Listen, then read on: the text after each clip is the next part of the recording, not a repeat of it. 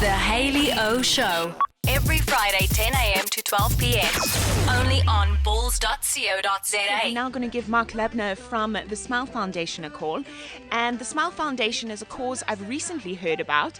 And they asked me to ride for them for the Momentum Cycle Challenge. And after reading up about them and visiting the hospital where they do incredible work, I'm very proud to say that I'm supporting this cause for the Cycle Challenge. And if you're still considering which charity to ride for, or you're not sure if you want to ride for a purpose when you do this race, I want you to listen to Marc Lubner and see if this cause does strike a chord with you. Basically, what the Smile Foundation does is they offer free corrective facial reconstructive surgery and treatments. And what's amazing about the Smile Foundation is that it's a holistic approach. So they don't just offer the surgery, they offer transport to the hospital, they offer psychological support to the parents and the children pre and post operation.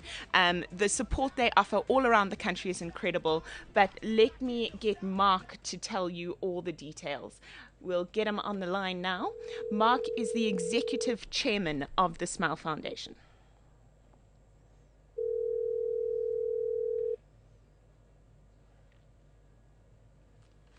Hello? Hi, Marc. Hayley Owen here from Balls hi. Visual Radio. How are you, Hayley? Very well. Thank you so much for putting a few minutes aside to chat to us this morning. Not at all. Thanks so much for having me on your station. I appreciate it. Pleasure. Now, I've described very briefly the work that Smile Foundation does. Perhaps you can just expand a little and tell us how the Smile Foundation started. Sure. I'll do it I'll try and be succinct as I can, because it's a fascinating beginning.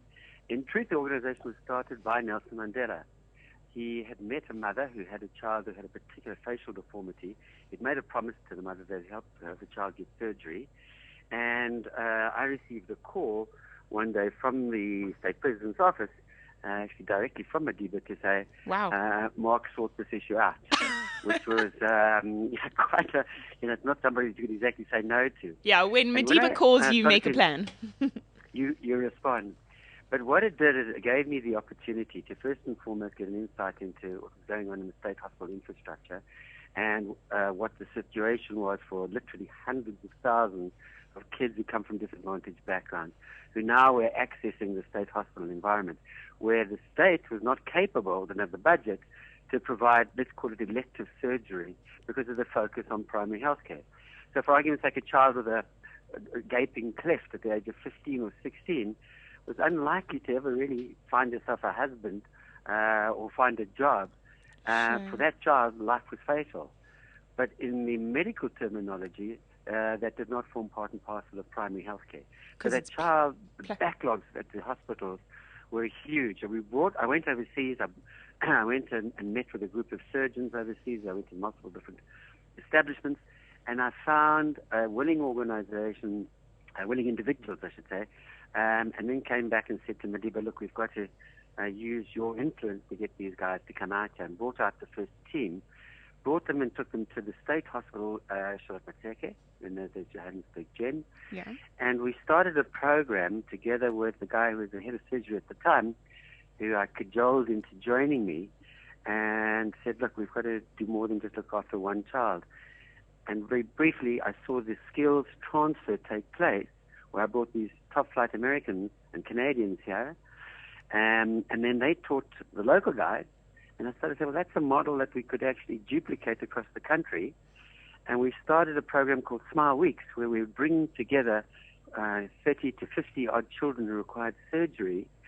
For a concentrated week, I would secure hospital time in theaters.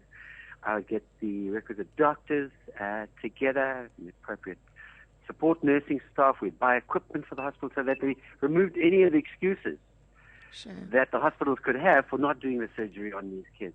And Marc, if I can chip in there, 8 hospitals. I did hear that you had a very successful Vodacom Smile Week in Port Elizabeth this week. Maybe you can just briefly say how many children you were able to help in a week like this. Sure. Each week, in truth, that we've had, and I've been doing this now for, 12, 13 years, is unique and special because each patient is seen as a patient, as a child, as a client, rather than just as a number. And you've got to understand, if I may, that the state hospitals, with the volumes that they're dealing with, find it pretty difficult to deal with individuals as individuals. But each kid has got his own story, he's got his own, look, his own feel. And what was really special about this particular week is that there were 30 unique individual kids. 30? Each with their own Wow. situation and story. 30, yeah. And in particular, some of the more unusual cases, there was a child that was born without any ears at all. It's very rare. You do get occasions of children born without one ear, but very rare that you get a child born without 2 ears. And as part of our program, we bring surgeons in from all over the place. And a particular surgeon, Tim from East London, was brought in, and he's a sculptor. I'd like to call him rather than a surgeon, because he took a piece of rib cage and he sculpted in a tray. And I watched him do this, Wow. sculpt in the tray, 2 ears. And then he installs, as it were, the bone and stitches it into the ear, and then the skin grows over the ear, and the child is actually able to look quite normal. Amazing. I was asking about the hearing. The hearing is reasonably impaired in the sense that it's like putting your fingers in your ear, so your volumes are dropped, but you still do hear. So for all intents and purposes, that child will now carry on with life, and be seen to be, in a relatively short period of time, normal. Wow. And The child is without the functioning Smile now. Foundation, you never know if that child ever would have got external ears.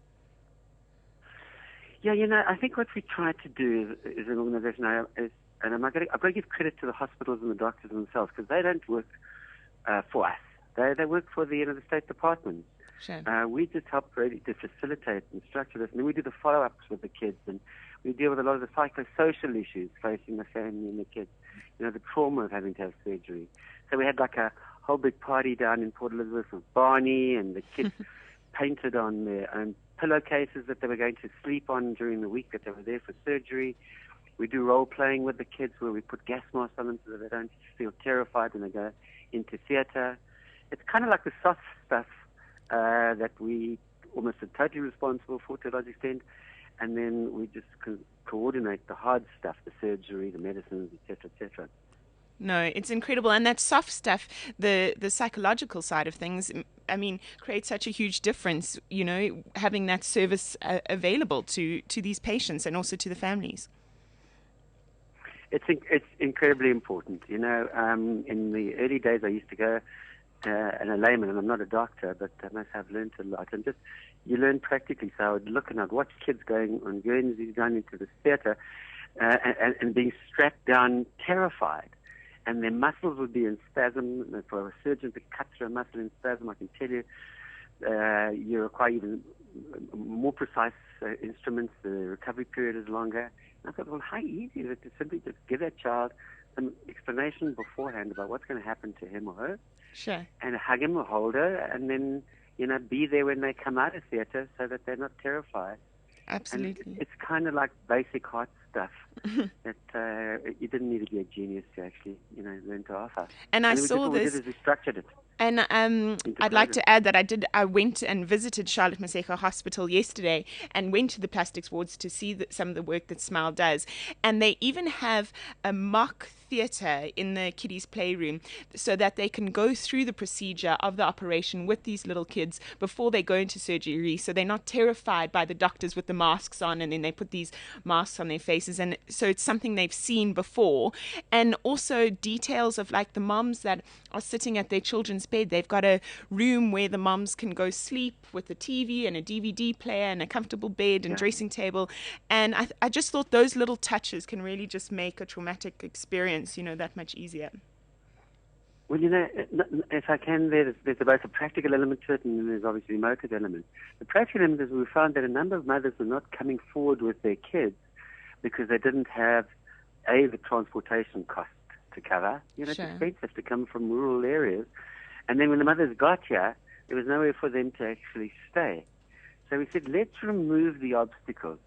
Let's, in fact, give every prospect to a kid and the parent to come through to the hospital, and that's why we built that. We took over that particular ward and kitted it out with beds and stuff like that, and a little kitchenette. To try and remove the obstacles preventing these kids from getting the operation. Yeah, and then we follow that through, with a database management system where we say, okay, if a kid's got to come back, most kids have got to come back with secondary, if not tertiary surgery. So, we plan that with the moms, and then they've seen the layout, they know they've got the transport costs covered, they know that there's accommodations for them.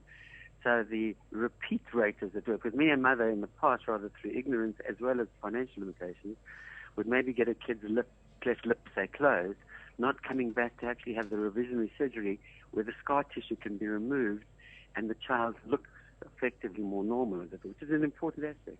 And then that room called Facing the Future, as we called it, we built a little mock theatre, and the intention is to, use some of our social workers and volunteers to take the kids through a role play.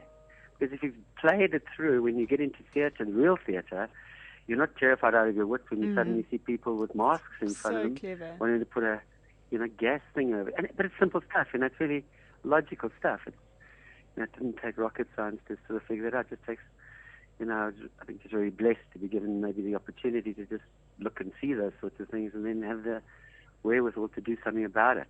No, it was incredible to see. It's a great team, and Absolutely, and to also hear that at Charlotte Maseche Hospital, the Joburg Gen, as many people know it, I don't think there is any backlog in children requiring a cleft palate or cleft lip operation because of the smile weeks that you've held at the operation, which just kind of clears out that backlog, which I think is really, really an achievement. What's great about it, and I'm sorry, I'm talking non-stop, but obviously I'm rather passionate about the kind of stuff we're doing, and the more work, because we've got so much to do. Gosh, we've got so much that we need to improve on, quite honestly. But one of the things about this clearing of the backlog, we were down now in PE, I was there on Monday, was that I was advised by the head of the hospital that what was previously an 18-month backlog is now being cleared. What that really means is that kids are being operated on at the right age.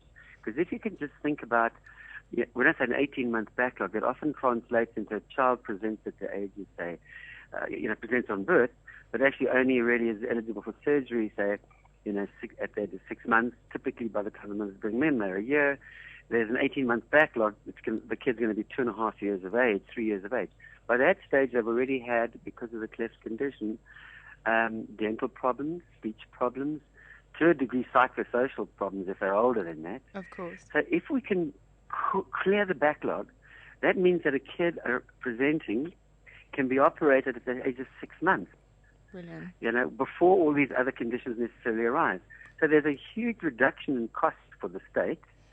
There's huge reduction in the anxiety for the family. And obviously the kid's a lot better off because he's been helped at an early enough age where when he gets older he doesn't hopefully have too many memories of the situation. So that clearing that backlog is a huge, it does create a huge difference. Yeah. Absolutely. Well, Marc... Yeah, and what from a medical point of view, what was quite interesting, which I hadn't really thought about, is one of the surgeons down in PE as well said, Marc, in the past, if we were, even with a backlog cleared, if Smile wasn't here, we would probably do, say, 3 cleft lip and palate operations over a 2-year period. Sure. Whereas if you do 3 in a week, the learning curve is just so much steeper, but so much more memorable.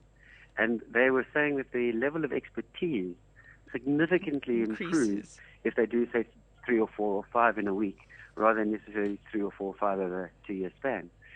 So, it's kind of like one of these programs that I think it works, quite frankly, because kind of God wants it to work. And, on that basis, everything often slots into line. But I don't want to decry the incredible hard effort and passion that gets put into this organization, by the Smile team. And there's so many wonderful, incredible human beings that we find along the way who just give of themselves. And I think it's probably the greatest reward is to see South Africans mobilized about helping kids, which I think was really what Madiba's really wanted from us all as a nation. Absolutely. And Marc, if what you've said has struck a chord with people and they do want to help or they do want to sign up to ride the cycle challenge for Smile, if you could just maybe give the website details. Sure. It's www.thesmilefoundation.org. Okay. Smilefoundationsa.org. Smile Foundation. And they can also, I know they can the also number challenge, contact Cycle Challenge at smilefoundationsa.org. That's an email address I was given. That's for the 94.7 or the Argus or stuff like that. Okay. We've got a great bunch of celebrities, and so far, I think the last figure I saw was about 150-odd riders that are going to be riding in the race. And they're just some remarkable individuals, as I say, who've stepped forward to come and join the organization and show their support. Brilliant. Well, thank you so much for talking to us. And like you say, you can go to the Smile Foundation website if you do want to donate, support this cause, or you do want to sign up and ride for a purpose. Thanks so much, Marc. We appreciate your time, and hopefully chat to you soon. Magic. Thank you so much, and thanks for having me on radio, on community radio. Have a good weekend. Ciao. God bless. Bye. Bye. That's Marc Lubner, Executive Chairman of the Smile Foundation. And I think, Ian, you'll agree, listening to him, it is a case of they do a holistic approach. They train doctors, they bring in equipment to the hospitals, they provide the psychological support, they provide the transport. It's really not just, here's money for an operation, and that's it. Yeah, I know my little sister's gone with them to Turkey and I think Madagascar as someone who does all of that kind of soft stuff, with the kids. So yeah, definitely. Okay, so that was the Smile Foundation, and if you would like to ride for them, like I will be doing, you can email cyclechallenge@smilefoundationsa.org. Cyclechallenge@smilefoundationsa.org. I'll be there. There are quite a few other celebs riding for Smile Foundation, like Claudia Henkel, Anel Alexander, James Alexander, I think Hlubi from Isidingo's riding, Kabonina, Becca is riding for Smile Foundation, and we've got our training schedule cut out for us. I haven't quite got on my bike yet, but our training schedule is cut out for us, and please come sign up and ride with us on the weekends. Be great to see you there. The Hayley O Show. Every Friday, 10 a.m. to 12 p.m. Only on bulls.co.za.